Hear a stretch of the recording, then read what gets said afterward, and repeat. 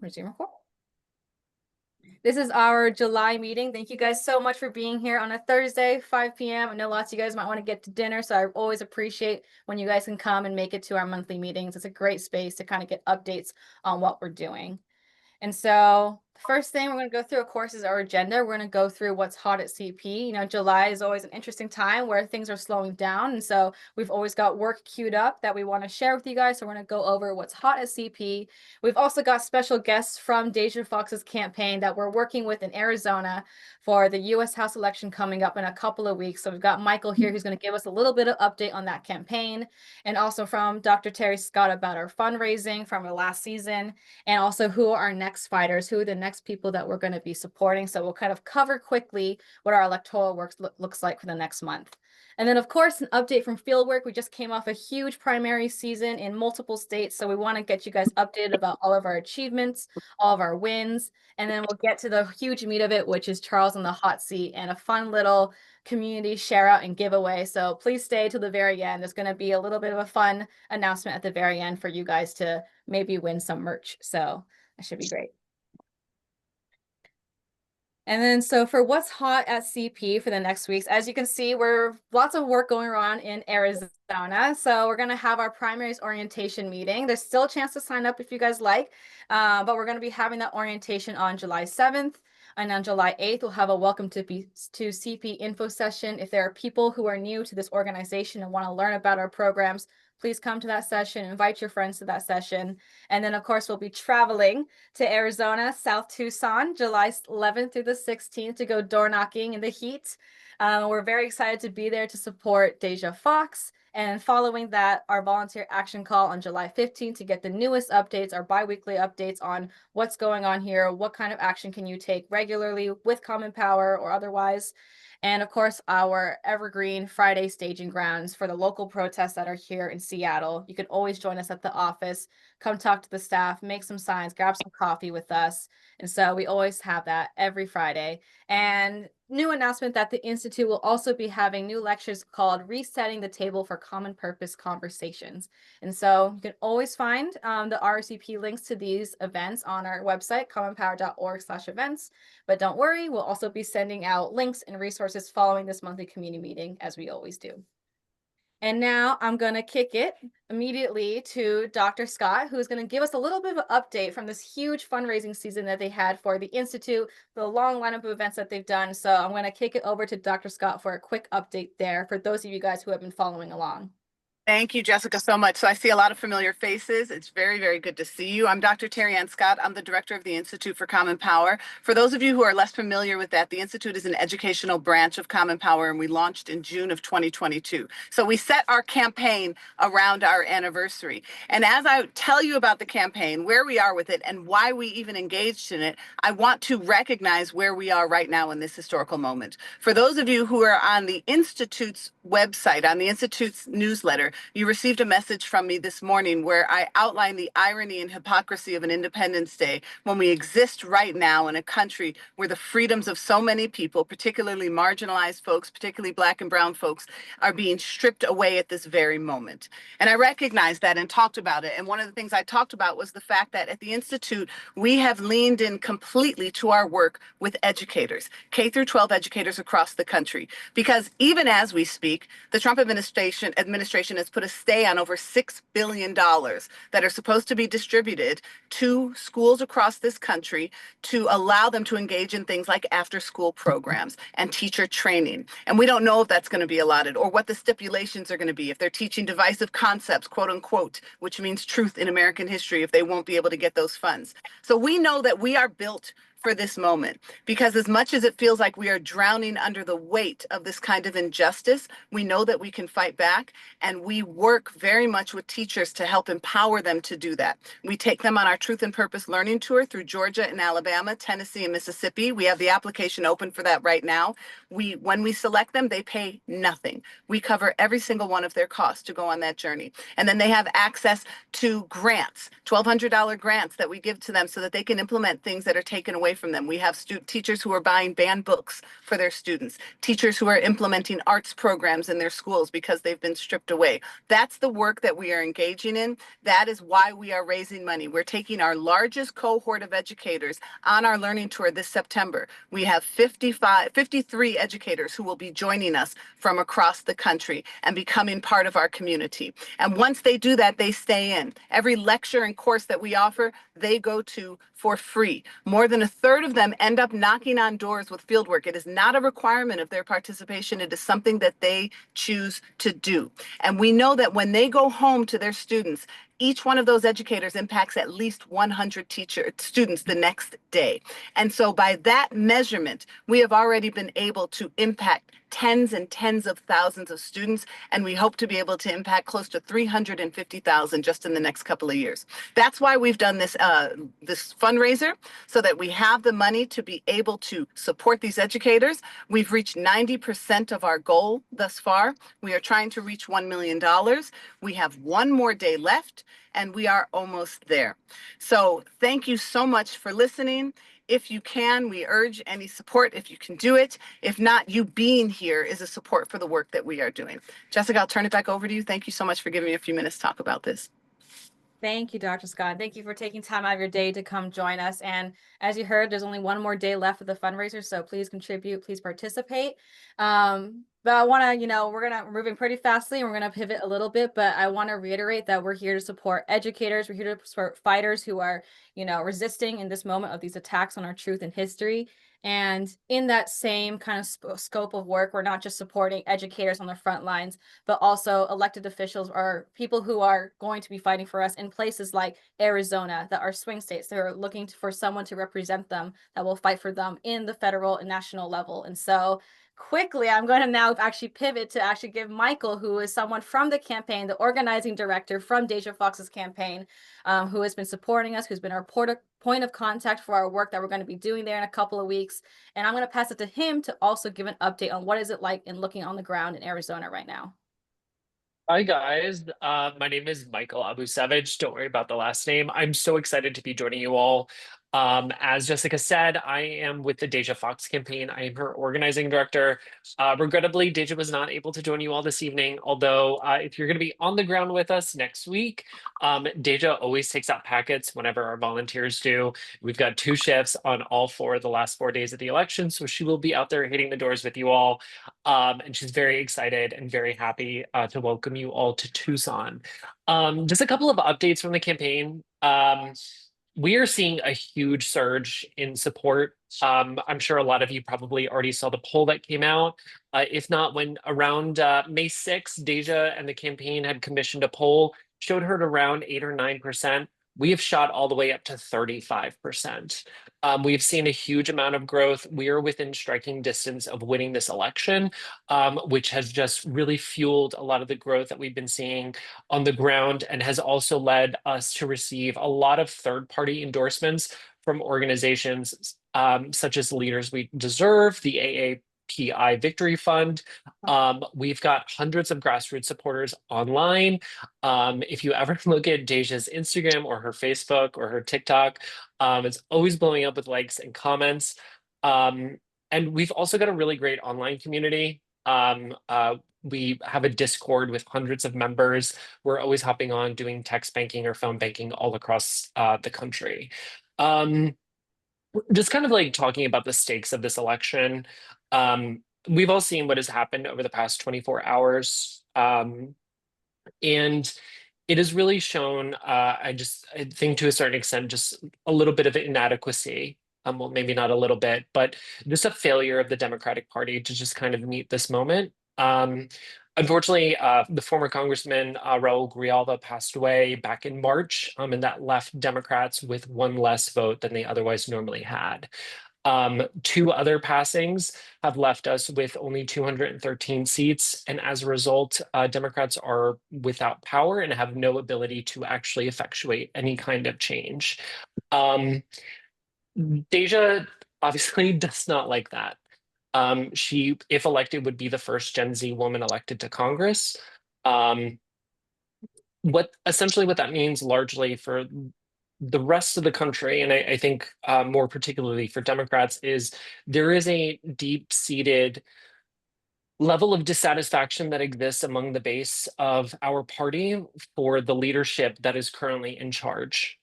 Deja is ready to lead the effort to turn the page and to make sure that we have people in Congress that are not only representative of our values, but know how to properly utilize their voice and advocate for communities that need it the most. That is what this election is all about. Deja has been a recipient of Medicaid. She has relied on SNAP benefits. She has lived in Section 8 housing. All of that has been gutted by the big, I don't even want to say beautiful because there's nothing pretty about that thing. But she's been the direct recipient and beneficiary of these programs, and it has led her to be able to run for Congress. No one should be denied the American dream. And that is exactly what is going to happen. And if elected, Deja would take that to Congress. Just a few little notes about what we have been doing. I'm so glad that you all are going to be coming to Arizona to knock on doors with us. Just a few little stats. We've been knocking on thousands of doors over the past several months. We've been making even more phone calls and sending out more text messages, but our contact rate is significantly higher on the doors and enables us to have so many more conversations than we would be able to on the phones or via text message.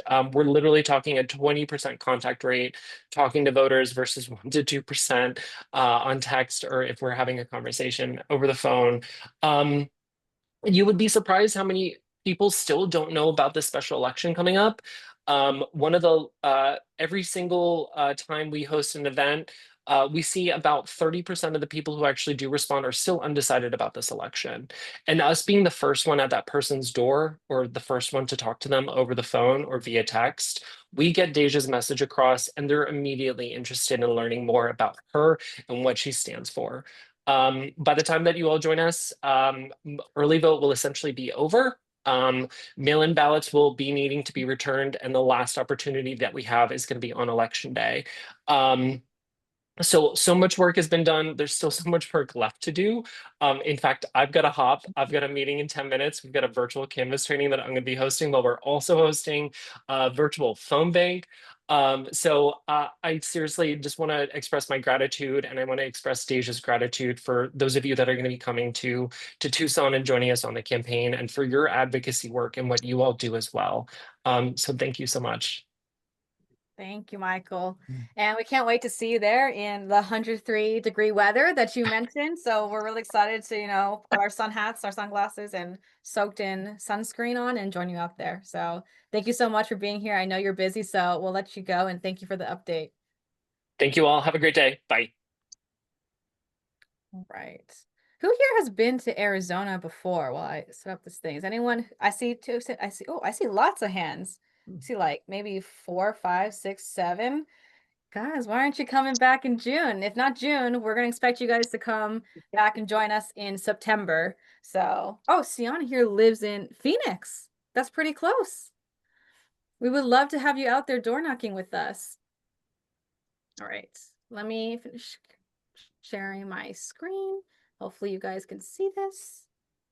But that is fun. As we've been mentioning, we're going to be heading there in the next 2 weeks. I think I saw in the chat that there's lots of you guys who had joined us out in Arizona before. This is a great time to come back and reunite with us in the field.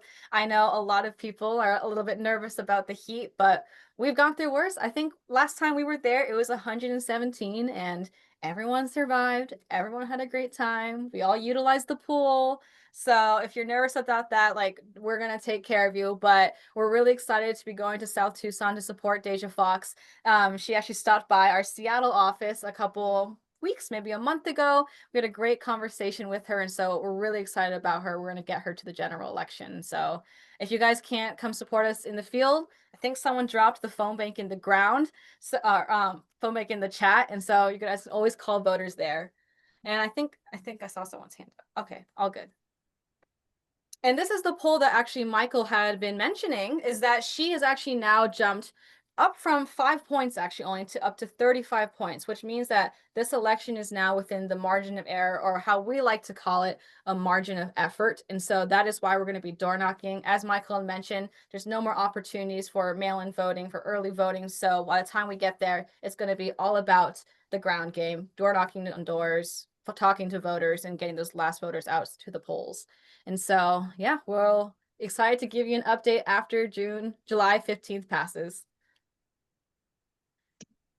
And if you are not planning on traveling with us in Arizona, there is always more work to be done. And I actually want to invite MJ, if she's online, to come speak about a local King County executive race that will be participating here in Seattle locally. And MJ, if you'd like to. I'm here. Hi, everyone. I realize, like, for whatever reason, my view is we can't see folks, but hey, I'm here. So hi everyone. It's really nice to see everybody. Hope you see me. So yes, we're actually having door knocking opportunities in support of Gurmai, who is running for King County executive every weekend. We're starting back up next weekend on July 12th and 13th. So please come do some door knocking with us. We had a really great launch with Gurmai a couple weekends ago. And last weekend I was in Maple Leaf talking to voters with a few volunteers, and it was really great, really easy, really we're door knocking mostly in North Seattle. I know some folks have good access to just hopping on link or a bus and going over there. So hopefully some of you will join us for some of those. We're going to be in Greenwood and Shoreline next weekend. And I'll be posting some of the links for that here in the chat in just a second for the sign up. And yeah, we're going to support him through the primary. And then hopefully if he passes the primary, then we'll, I think he's top 2, so he will definitely be passing the primary, and then we'll be supporting him through general. So hope you join us. I know there's also a really fun GeoTV rally that's going to come up, I think mid-July. So we'll also have information about that and other opportunities that will be happening here locally. So also, if you're on Slack, join our Washington Weekends of Action channel. That's where we'll be posting a lot of our work here locally. Thank you, and hope everyone's having a great day. Thank you, MJ. I just realized you guys can see my little notification in the corner. But no, thank you. I think I just actually read something that this is the first time since 2009 that there's going to be an election for the King County executive position. And so just talking generally about, kind of moving from traditional candidates, the traditional establishment, this is also an opportunity for us to elect someone new to this Washington King County position. So that's really exciting. And I'm so glad that we're going to be participating in it. Okay. And as you can see, we're doing a lot in fieldwork recently, and we've been doing things in fieldwork. And so I know a lot of you guys might have been watching what we've been doing in New Jersey and Virginia. And I wanted to give a little bit of shout out here to the team leads who are here with us in New Jersey: Whitney, Simone, a couple of others. I'm not sure if they're here on the call, but they led a powerhouse of a team, and we wanted to share a little bit about the results. And I think I'm going to invite Leslie here to come speak. But we were door knocking for Ross Baraka for governor in this race. And while he did not win, we do have Shadera too. We did have made significant gains in the certain districts that we were in. And this actually just proves the efficacy of door knocking, the impact of our work. And so I'm going to invite Leslie here to come speak about our numbers from fieldwork. What does it actually mean when we go into a district and go talk to voters? What does that impact actually look like? And we can actually show you specifically by the numbers. Hey everyone, Jessica, can you hear me? Yeah. Okay, perfect. Hi everyone. So down in New Jersey, we hit around a little bit over 2,000 doors. Thanks to our amazing team leads, as Jessica mentioned, Shadera, Whitney, and Simone. If you guys are in this meeting, huge shout out to you guys. Could not have done this amazing work without you guys. But we hit about 2,000 doors. And if you look at the map that Jessica has up here, if you see the purple areas, that's where Ross Baraka won. And we canvassed in those areas. And as we talked to the campaign, we were the only folks that were canvassing in those areas. So the areas that are purple you see are Princeton and Trenton. We were one of the only groups in Princeton to door knock, and I think we were the only group to door knock in Trenton. Trenton is a historically Black neighborhood, and for some reason or another, people were too afraid, from what the campaign told us, to door knock in that neighborhood. But if you know us, you know here, we will go anywhere that is asked of us. And we went to Trenton, knocked on some wonderful doors, and we really made an impact there, as you can see. Yeah, and the places that we canvassed ended up voting for Ross Baraka. And so I think this really just shows the importance of door knocking and how much and how important it is, especially if you look at that little purple dot next to Princeton Township. We were door knocking right there. And I really believe that we were the ones who made the difference there. Yeah, and I just want to add this little black diamond here because I had screenshotted it, which is Princeton 7. I know we were there because it was right by Princeton University. And I know my carpool was door knocking right in that area. And the really cool thing about this report, and I'm happy to kind of share the link afterwards, is that it actually breaks down the number of voters who literally voted in this election. So you can see Ross Baraka, he won this area by 29 votes. I know for a fact that my carpool at least talked to at least maybe 10 of those 29 people. And if not, the whole team in total talked to, you know, a couple hundred, or at least door knocked on a couple of hundred doors. And so it's really cool to see the breakdown of what our impact is as Common Power, to see that where numbers go. And besides Virginia, or New Jersey, we were also in Virginia, which Leslie can talk about more, but that was a real win for our team. And as you can see here, we were the margin of difference that determined this win. And so Leslie, you can go ahead. Yeah, so when it comes to Virginia, we were in two cities. We were in Arlington and we were in Richmond. Altogether, I think we knocked on a little, just about 4,000 or 5,000 doors. If you look at Arlington, Ghazala Hashmi won those, won by, I think, by a couple hundred votes. Jessica can correct me if I'm wrong. It's been a little while since I looked at this data. But at the end of the day, that margin of error, we knocked on those doors. I think in Virginia alone, we knocked on about 1,500 doors. And that's around the margin of error in which Ghazala Hashmi won.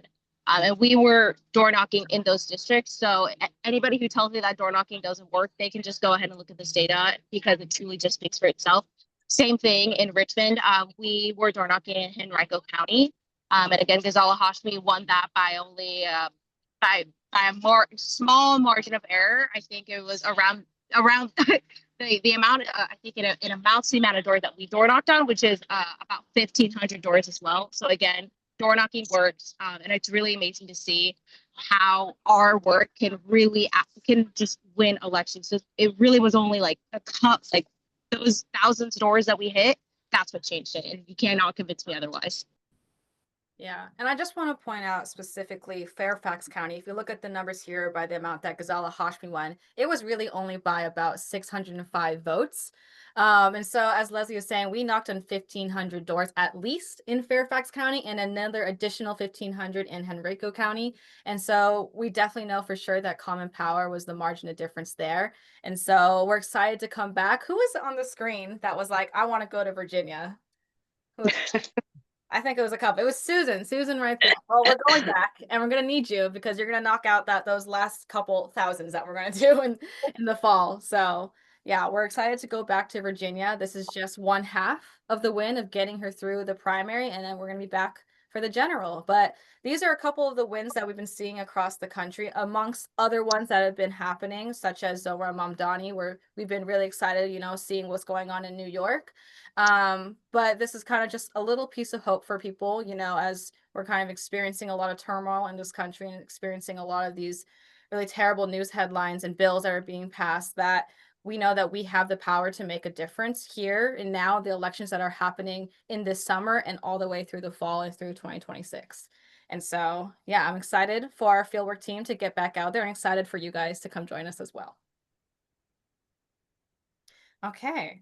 And I know we kind of sped through that, but if there are any last questions about our field work, you know, feel free to pop them in the chat. But I feel like this might have been the time that everyone has just been waiting for, which is Charles on the hot seat. Charles, I hope you're here.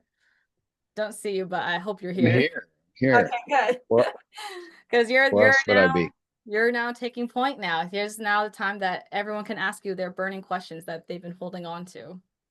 Any questions about the travel stuff that we put up there, the local stuff in Seattle? Susan's saying she's going to come join us in Virginia in October. That's exciting. We're going to write you down. Nice. I'm going to circle back to you then. Ahead of time. That's great. Nice. No? Okay. Carla.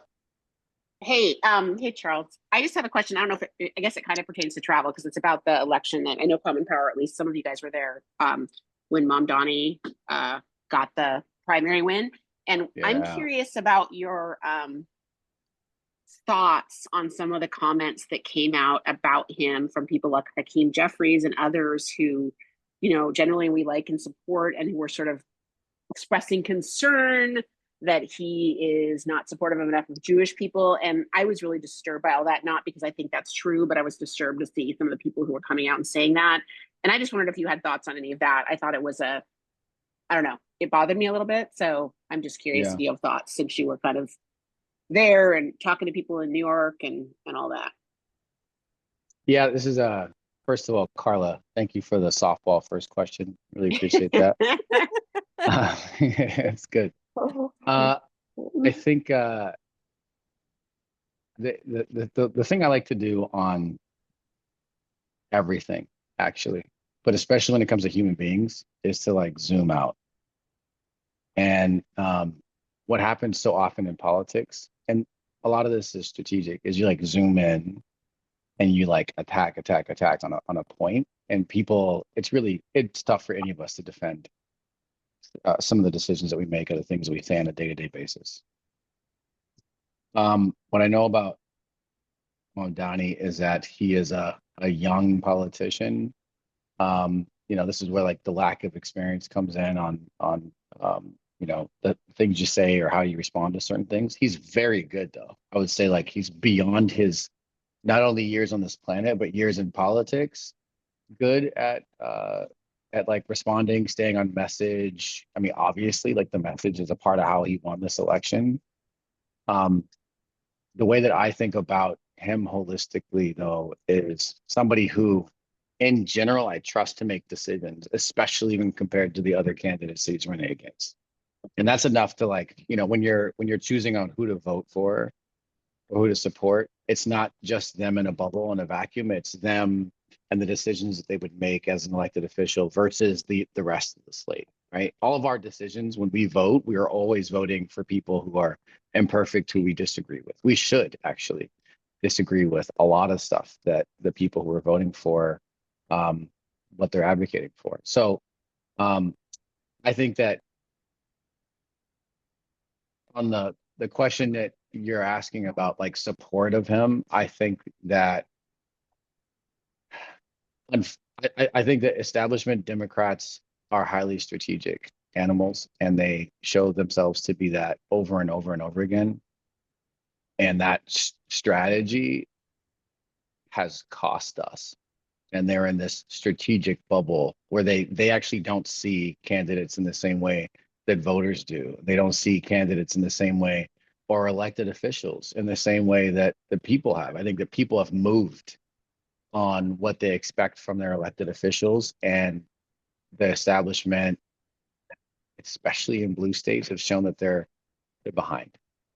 So that's why I think about that generally. I think that it's important for candidates like Mamdani for us to like hold up a mirror to ourselves. Like I remember not even a year ago, people on the left talking about conservative voters and wondering how they could be single issue voters. How the heck could you vote for somebody? Why is it only one issue? Like we're knocking on doors and somebody's like, listen, I can't vote for this person because they're baby killers. Or I can't vote for this person because trans issue. Boom, that's it. That's my one issue, right? And we were like, that's crazy. We should be beyond this. And then when people talk about Mamdani and why they don't support, it's like they're talking about one thing. They're talking about one thing. And that's I think it should be humbling for us, because we're not better than the other side, actually, in many ways. We're all human. And also, we all should elevate and look at each other from multiple dimensions, especially the future of who we think is going to save this party. And what's true about him, what is undeniable. There's other things that are like open to debate around intent, around what someone's thinking or feeling or what they support or what they might do in the future. What is undeniable about him is that he activated next generation voters in ways that nobody has seen in years and never before in the race that he's in. Never. No one's ever seen a candidate utilize social media the way that he does. No one's ever seen, let me say not ever, but very rarely do we see candidates who are as on message and disciplined about a message as he is. And until him, we hadn't seen a far left candidate carry an economic message through to victory. That combination of things, we have never seen it. And he's proven that it's not just intellectually feasible and doable, but it's like this wins elections. And again, not even a year ago, many people, very pragmatic people, were like, listen, I understand this person doesn't match up with my viewpoints, but we need to win these elections, and I want to help elect people who are going to win. And that's why I'm backing this person, even though I disagree with what they're saying. I'm backing this person. Mamdani's a winner. He's a winner, and he found voters that nobody else could find. So I think more people should be asking questions instead of telling him who they think he is. The smart candidates around the country are taking notes right now. Yeah. And I Thanks, will tell you, Charles. I've talked to 2 candidates here in Seattle in the past 2 days, and they're both like, how can I learn from this guy? Because I want to win, and I want to win as a progressive. All right. Good opener, Carla. That's good. I'm ready. I'm ready to go. This is great. This is great. Speaking of super awesome progressive causes that we should be backing, I don't know if you see what's behind Cindy Black right now, but yes, on Prop 1, we have got to renew democracy vouchers in Seattle, full stop.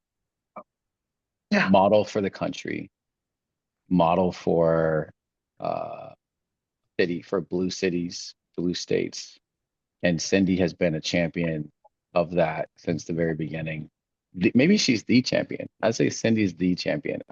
I'm pretty sure that you've read her op-eds.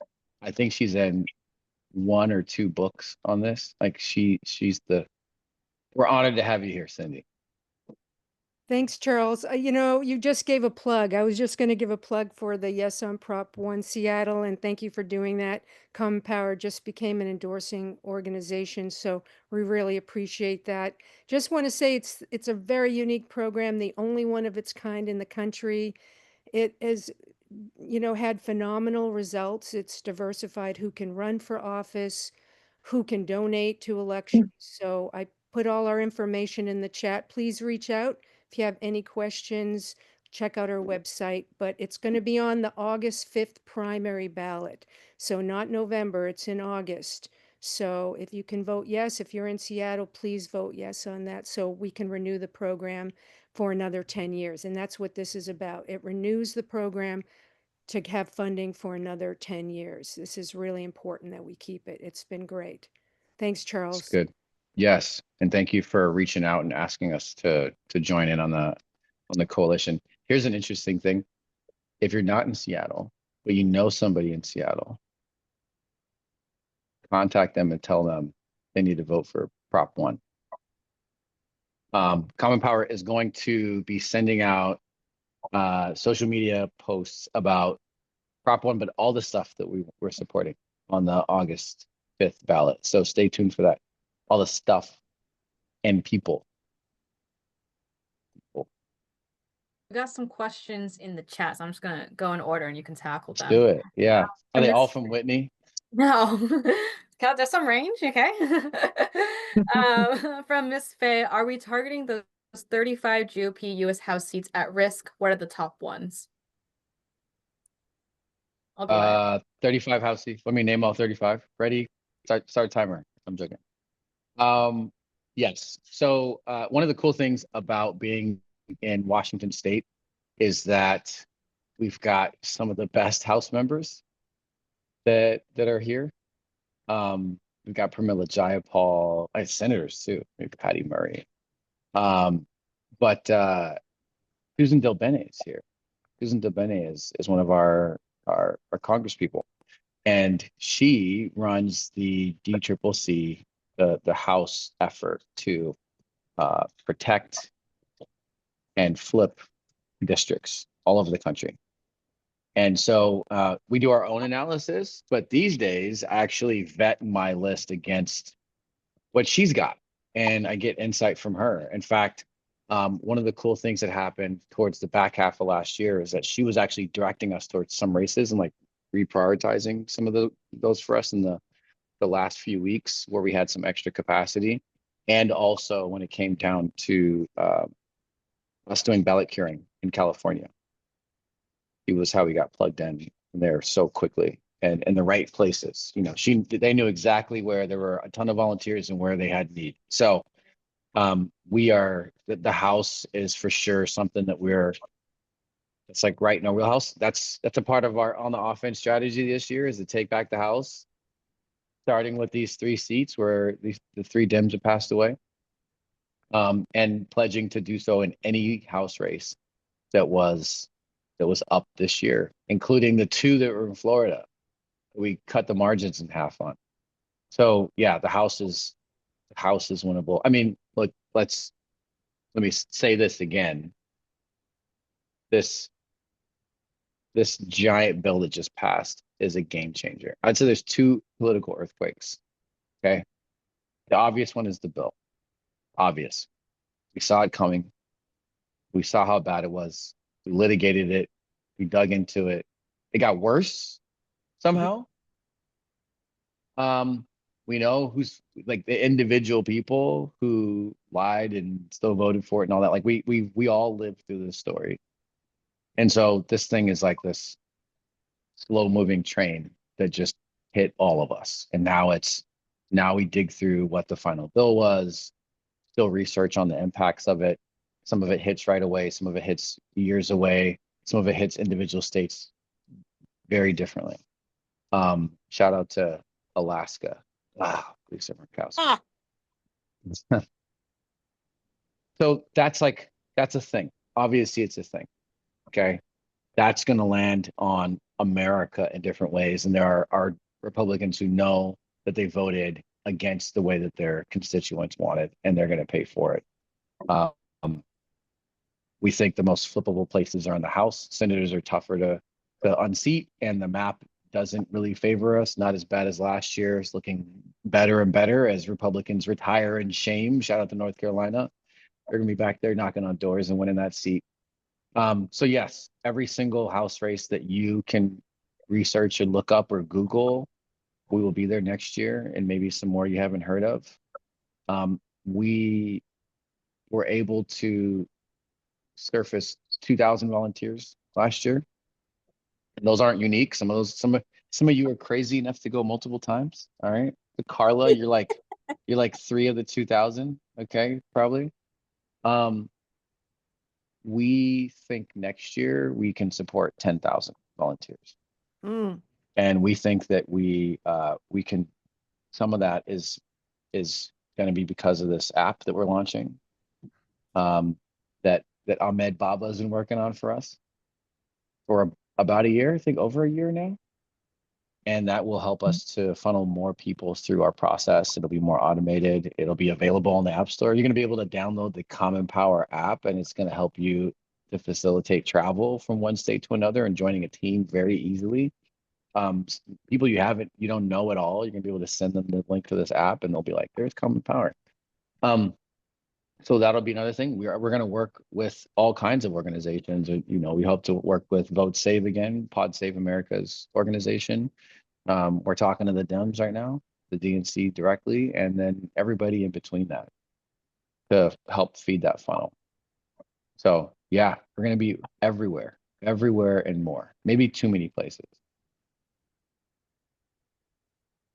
Right. And then next question from Whitney is thoughts on Shasty's new role and what it might mean for CP. Amazing. It's amazing. Period. Next question. Shasti and I have been we've been working together since she took her seat here in Washington State. And it started with just affinity. You know, she's the first South Asian chair in the country. A lot of first, youngest woman to ever chair or to be active right now. Probably a few that I'm missing there, but she's also just an organizer unmatched. You know, decided not to go fully consultant and instead stick as close to the people as possible. And so I've been talking to her for a long time, and it's not just like strategic, like who do we support kind of things and who do you like, but also how are you doing? How are you holding up to this? What's keeping you going? You know, how can I help with that? And so we are going to be plugged into what's going on at the DNC by default. I get intel from her on who she thinks we should support here in the state, and you know, there's some other guidance that I'm getting right now from her, and also feedback that I'm giving too. So it's a two-way street kind of thing. I think it's going to change the DNC in some ways. I think that the DNC is also unchangeable in some ways. I think it just is, right? And they require external catalysts. Susan, you think that's you really, you know what I'm talking about, don't you? You know. So yeah, we're gonna work with them, but we're also gonna keep our independence. I like being free.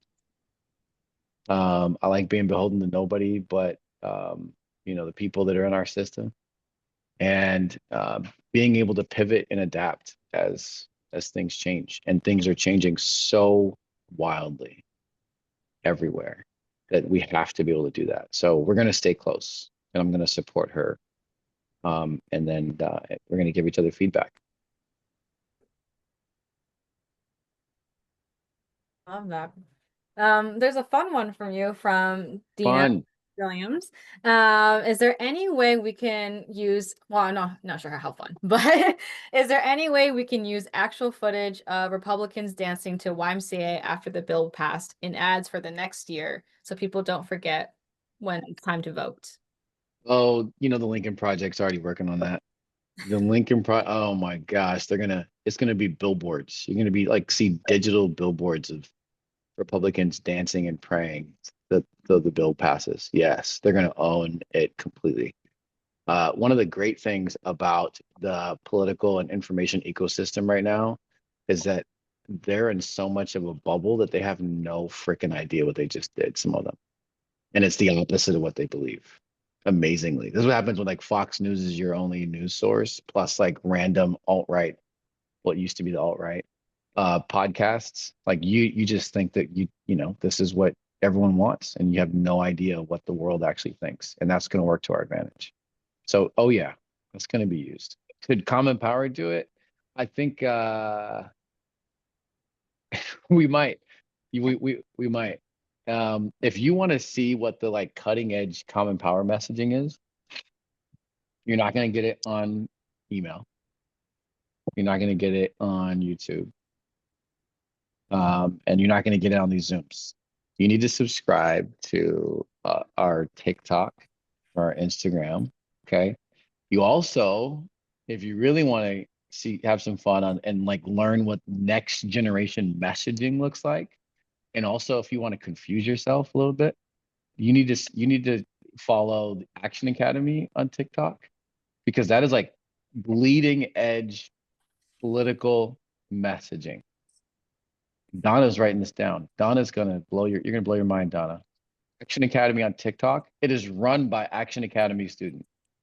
Fully run. Larcy does not touch this thing. Okay, Larcy will open. She'll be like, "Oh, we posted something." And she'll look at it. She'll be like, "What is that?"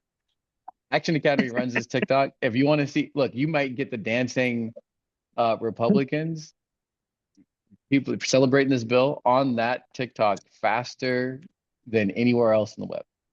But yeah, That's go great. there because That's you also great. get to see some of the work that they're doing. Cool. And I also say they just posted a Love Island edit. I didn't know that we could do that. I love Love Island. That is the Gen Z show of the summer right now. And I thought that was really funny. So shout out Action Academy, See? whoever made that post. See, also an example of I don't understand. I do not understand. I don't get it. Right. You know who Yes. gets it? Kelly. Kelly gets it 100%. I know you get it, Kelly. Go ahead. Was that Donna? You got something? So Nope. it's me. It's Tiffany.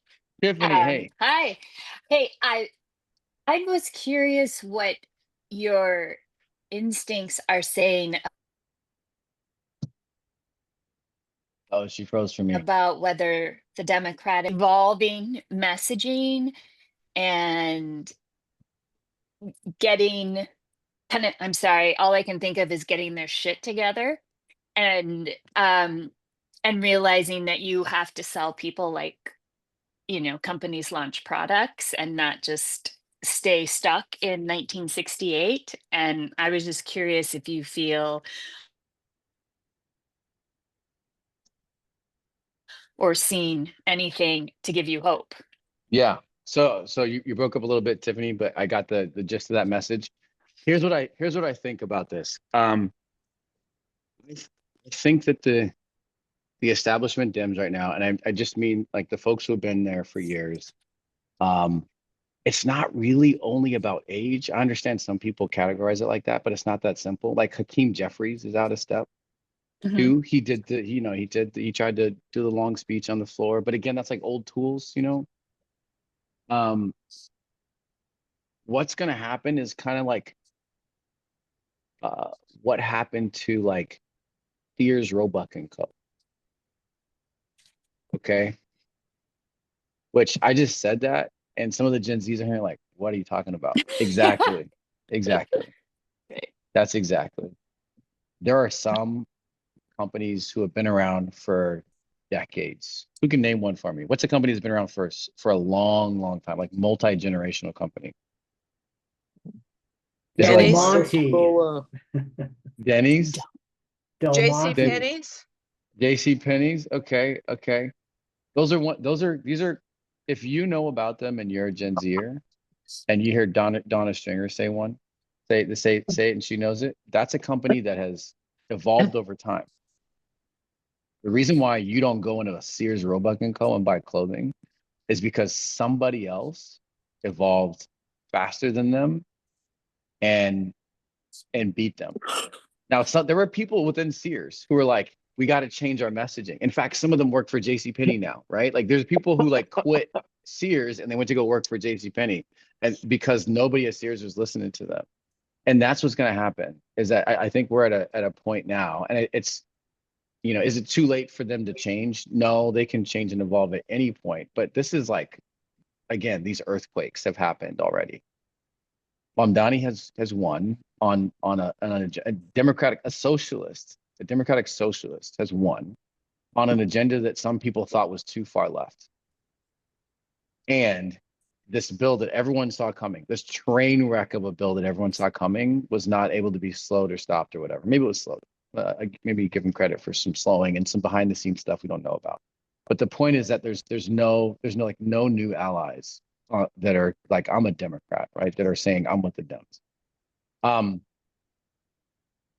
What'll happen is that people will sign up for whatever this new thing is. And it's for lack of a better term, but to use something that people understand in modern politics, it's a Tea Party on the left. And you see it forming with Bernie and AOC and Mamdani. And their message is very different.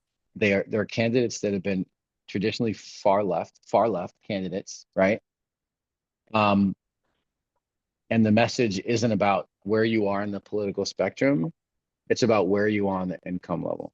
So how do you message across difference on the political spectrum and also outside of traditional voting blocks like race and age blocks? You go here. It's about income. It's about wealth inequality. It's about affordability. That cuts across everything. And that message right there, the people that hear that and follow that are the future of the left.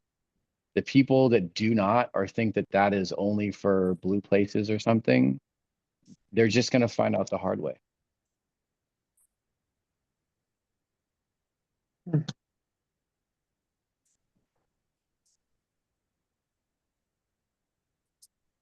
Just That's if sad. you ever, Charles, can I?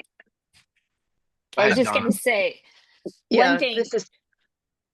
Go ahead. Tiffany, were you gonna follow? Go I ahead, was just Tiffany. gonna say, Charles, if you ever hear of opportunities or Common Power is offering, I don't know, I'm an old marketing person myself, and I would just be so happy to give time in that direction, or if you just see opportunities. Right. So anyway, I might very soon, Tiffany. I might very soon. Okay. okay, cool. Thank you so much for answering. Yes. Can you email us Yes. at hello@, please, with that Mhm. offer so we can remember? Yep. Thank you. Go ahead, Donna. I was going to ask you, what do you think about the strategy that David Hogg is using in terms of trying to unseat some of the Democratic candidates that have just been stale for too long? Yeah, I think that on first blush, I'm like, this is great. Okay. Because I think that disruption in general is a necessity on our side. Yeah. And I believe he's acting in good faith. Like, this guy wants liberal policies, democratic policies to win. He survived the shooting. I mean, some people see him as an annoyance now, as a kind of young upstart, but this guy survived the shooting at a school. Like, this is what he is from. He is from incrementalist policies and lack of courage of elected officials, inability to hold people to accountability, et cetera, et cetera. And it costs the lives of people that he went to school with and loved. And that he represents hundreds and thousands of students like that now, tens of thousands of young Americans who have had to live through the most dangerous place that exists in America, and that's our schools, which is so shitty to say that, but that's the reality of that. It's so crazy. So when he's formed by that, he wants to make this country better. And again, that's what I like. When people analyze people like David Hogg, it's like, he's doing this thing where he's primarying Democrats. I don't know how I feel about that. Let's zoom out. He wants us to succeed. He wants us to win. Yeah. And so, like, what is in his heart? So that's what I believe about him, is the way he goes about it is like, I wouldn't do it exactly the same way. And also I think net, I think it's healthy for us. I think he's a part of that, the AOC Bernie Mamdani shakeup. If there was a Tea Party on the left, he would be joining that. Yeah. And I think he speaks for so many of the young people who were invisible to the Democratic Party in the fall of last year. Yeah, thank you. He also survived the shakeup in the Democratic Party. Yes, right. Which is why, I want to have a ton of faith in them, and I've had conversations with them, and I think they're also good people, and I also think that it's not enough change, and he represented a lot of change. People ask me about Starbucks in the same way. I used to work at Starbucks, the Starbucks corporate, and would have been like a radical thing is if like Howard Schultz would have been like, you know what, we're going to actually embrace unions. We're going to be the first major corporation to like work alongside unions. Is that crazy? It kind of is. Like, how do you do that? It feels like it's antithetical, but if you decide that you're going to try, really smart human beings tend to find a way.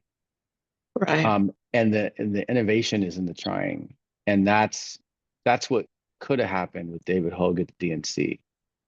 Instead, it was like, no, this is not what we have done, and so we're not doing it. And that's why it's so tough for me to say like, yeah, they're great and they're going to do great. And I think that what they've shown is that they're maybe immovable, inflexible, not able to innovate, and not able to move as strongly as we very clearly need us to move.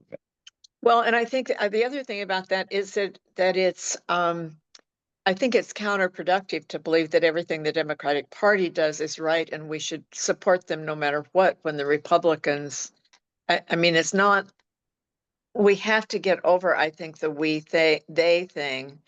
And like you talk about, take the 10,000 point, 10,000 foot view and look at what the real issues are, because occasionally there's somebody on the other side that is doing something really quite forward thinking, I guess would be a way to say it.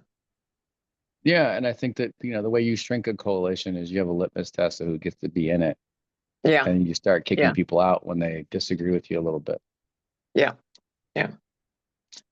What else, Jessica? Well, I want to shout out that Whitney just dropped a Breakfast Club interview with David on YouTube, so people can check that out. And also another question is, with a goal of 10,000 volunteers for 2026, what can we be doing more to support that goal beyond, talking to our close networks? Okay, you know what you can do is you can get involved with places where we've set up shop. So we have hubs in SoCal, in Colorado, in New York, and we are talking about making our presence in Washington State more robust.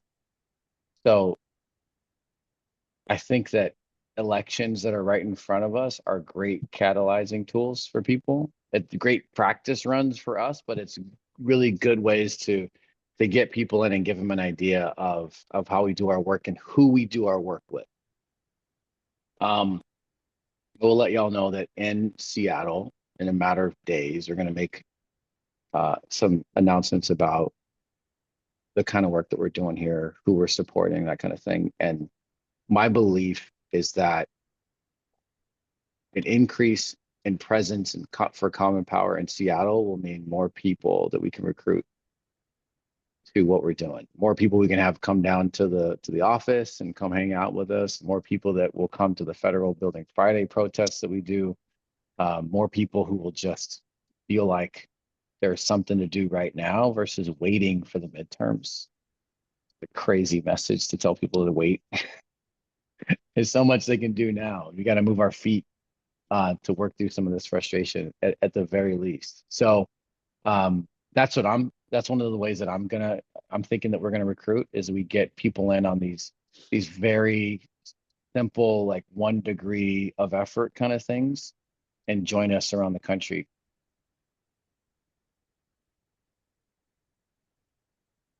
All right, and then quick question: is there something happening at the Federal Building tomorrow? Pretty sure No, tomorrow's the No. 4th. Yeah, we're giving y'all the day off. Tomorrow's, yeah, that would be, you know what? I bet that there is. We're just not sponsoring it, but I bet there's some people who are like, actually, July 4th is the day that I want to go protest. Actually, I don't want to do anything else but protest on July 4th. On Independence Day, it makes a ton of sense. But yeah, maybe some people are doing July 4th stuff. More power to you if you do. I'm going to rest and eat some good food. I think, Jessica, from the end of May through the Mamdani election, we were on the road every single weekend. Yeah, this is my It's- Independence weekend. 6 weekends straight, something like that. Yeah, we're gonna rest so we don't burn out. Yeah, but Good Jenny, idea. shout out that you can join us next Friday, and we will be here. Party resumes every single week, so we will be here. And then I actually have one last question for you as we're kind of wrapping up. Wait, there's another one. Before me, let me ask you one more. Do you think that's why they have those walls up around the White House and other federal buildings? Yeah, they do think. You know what I think is funny? I think that we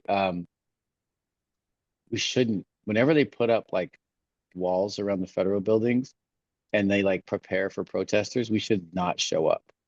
We should always make him think that we're gonna show up and protest, and he gets really ready for something, and then we just don't come. I love that. I hope nobody protests at all. Or it's just like one dude with like a flag. That's fine. I think I so. like that. Yeah. Catch them off. Yes, exactly. No, I had one last question for you, but also the community, and I'm actually going to ask people to start opening up their Oh wait, Slack. are you gonna? Okay, wait, hold on. Before you do that, because I Okay. love this. I love this. Okay. Before you do that, I want to put this out there because nobody asked me about this, but I've been asked about it in the past week. And this is just food for thought, okay? Especially if you've been around CP for a while. People have asked me about Deja Fox. And they've asked me about Deja in the context and other people, because we've been doing primaries. And that makes some classic CPers a little nervous, right? Because there was a time where I was like, we stay out of primaries. We stay out of primaries because it's messy and I don't want the trouble. And what has been clear this year is this very like clear divide between like elected officials who are willing to risk something and push hard and do new things and try new messages, and those who are just like, my plan is to let the Republicans have what they want and then write the best letter. I'm gonna do the best letter. Chuck Schumer is gonna do the best letter ever. You're gonna see that. Oh man, so good at letter writing. So we feel like it's our responsibility to like point out what the difference is, because they're not all the same. And to lead the community, our community, but also the broader realm of people who we think that we influence now as this national organization that is partnering with people in dozens of states now, probably. And this piece about like following the lead of our partner organizations, this is something that has been it's actually something that I championed in the very beginning. We would go to a state, and Donna, you remember, like all the volunteers would be like, listen, I have been doing research on this race, and let me tell you, this is how we win. And there's all these experts that exist in the Common Power community, especially from Seattle. And they're like, I'm a New York Times expert. And I'll tell you, we got to knock on these doors and talk to these people. We got to say these things. We would be talking to candidates, and they'd be telling us, here's my messaging. And people go, wait a minute, I don't think that's how you talk about it. Actually, that's not how you use those words. And you know, I know because I've done my own research on the internet.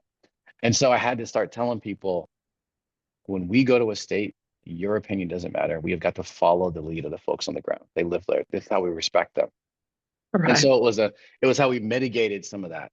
It was also where the like 100% comfortable with 70% certainty comes up, because if you weren't telling them what you thought, you were asking all the questions in the world. So some of these phrases come from having to manage people from a very intelligent city like Seattle.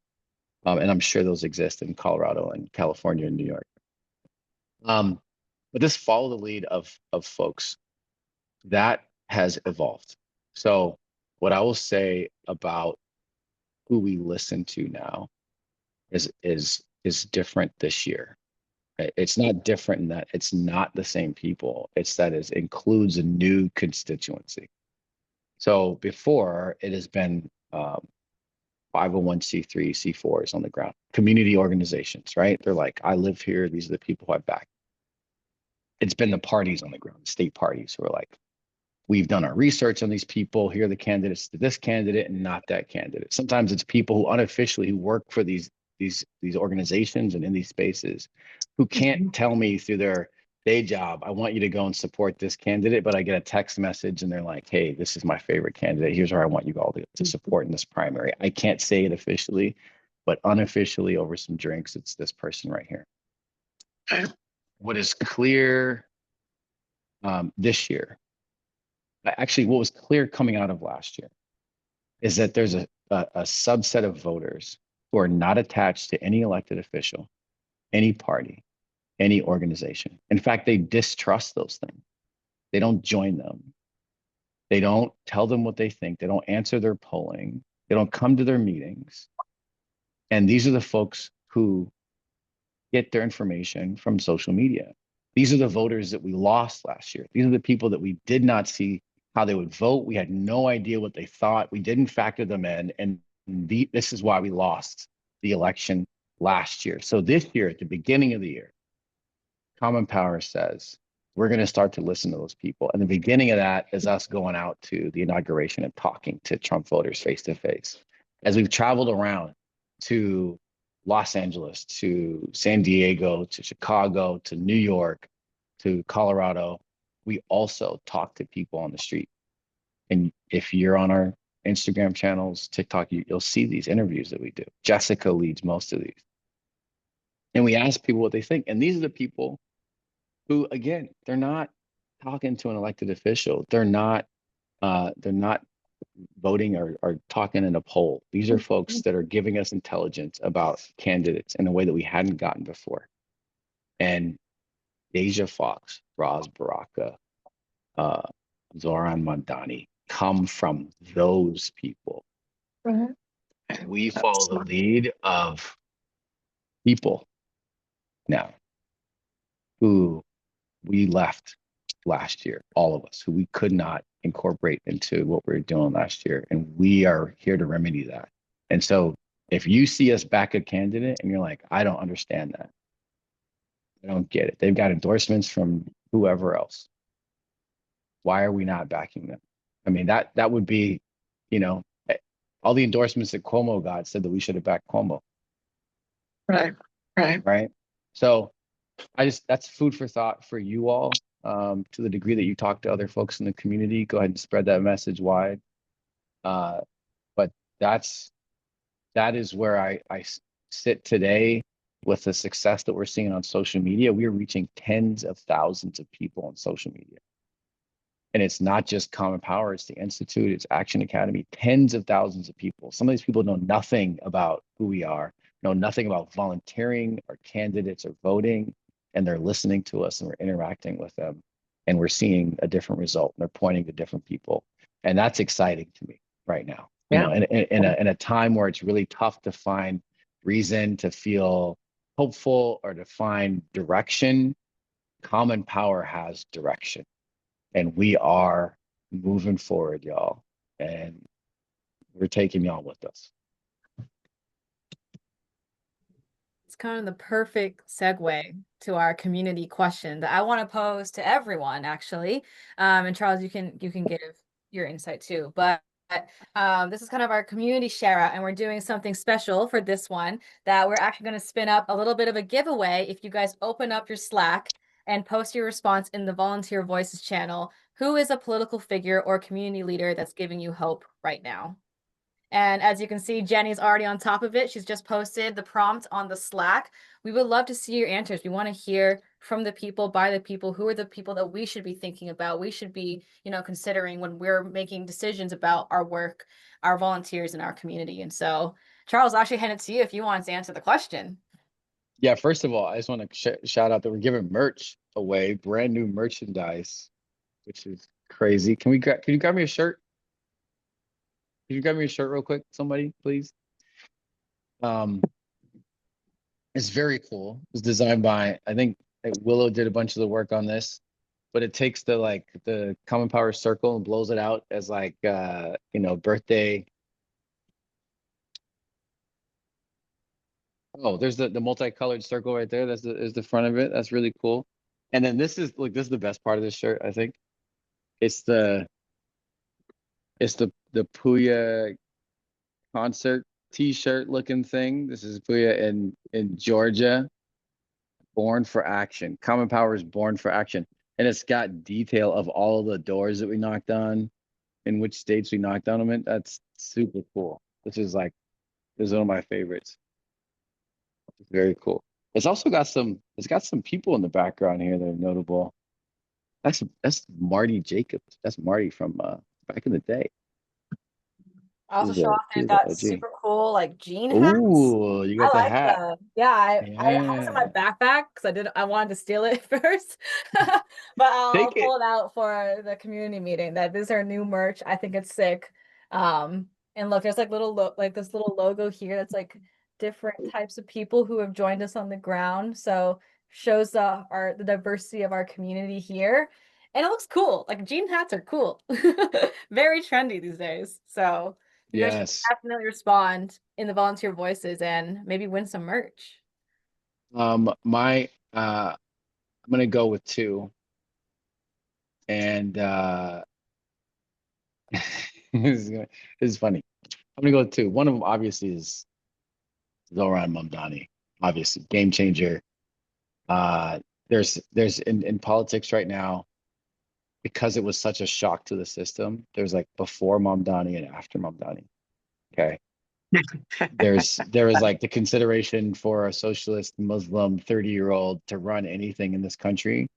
And with his policies as they are, to like an understanding that people need to move in his direction if they want to win in some ways, especially if you want to mobilize young people, which people have been thinking about, like, how do I do this? It's impossible. How do you do that? He's written a book on it. The second person, though, and I'll elaborate on this in the future. The second person that is giving me hope right now is closer to home. And her name is Katie Wilson.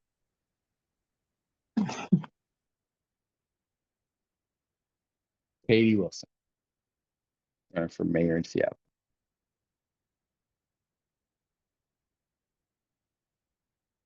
How about you, Jessica? Kind of stole mine. I'm a Oh, big Zohran fan. I was like fiending for merch when we were in New York. I wanted it so bad that I was gonna like wait in line for like hours maybe for it, but I did not get any. But I think he's someone who's really for the people, by the people. I think the way that he speaks and communicates is inspiring to me. Like I've never been entertained by an ad before. Like I've never sat through a full ad because I wanted to. And that was huge for me. So yeah, I'll say him. you got your card? You got your card? Yes, wait, not now. What? You don't have it? It's in my wallet. It's in my It's wallet. I carry this around with me. So this is modeled after is this being recorded right now? Yeah. Is it being recorded? I'll stop.